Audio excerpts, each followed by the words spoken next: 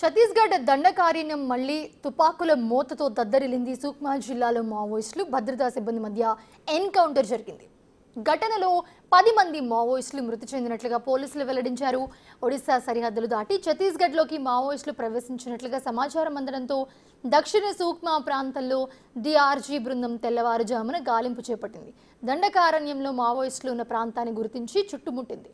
భద్రతా బలగాలను చూసి నక్సల్స్ వారిపై కాల్పులు జరిపారు. దీంతో భద్రతా సిబ్బంది ఎదురు కాల్పులు జరిపారు. ఇప్పటివరకు 10 మంది మావోయిస్టుల మృతదేహాలను గుర్తించినట్లుగా పోలీసులు వెల్లడించారు.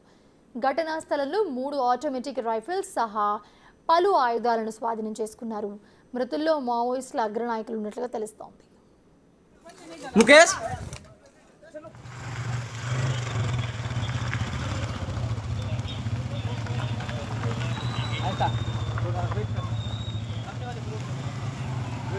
आपको दिखाऊंगा, सुरक्षा बल के जवान मौजूद हैं। ये पूरा पेड़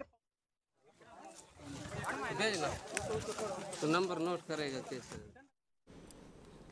ఎన్కౌంటర్ తర్వాత భద్రతా సిబ్బంది ఆనందంతో డాన్స్ చేశారు. తుపాకులు పట్టుకుని డీజే పాటలకు స్టెప్లేశారంతా. ఇప్పుడు ఈ దృశ్యాలు సోషల్ మీడియాలో వైరల్గా మారాయి.